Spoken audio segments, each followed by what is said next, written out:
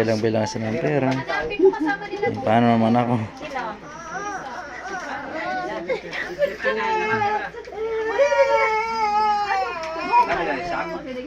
Marco, baba!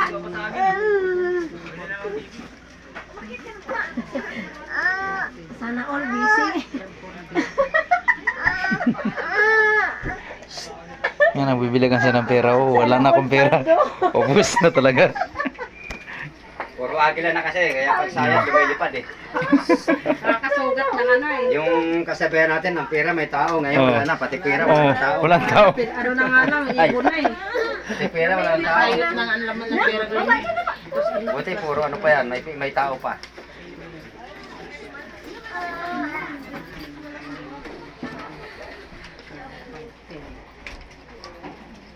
Baba na, baba.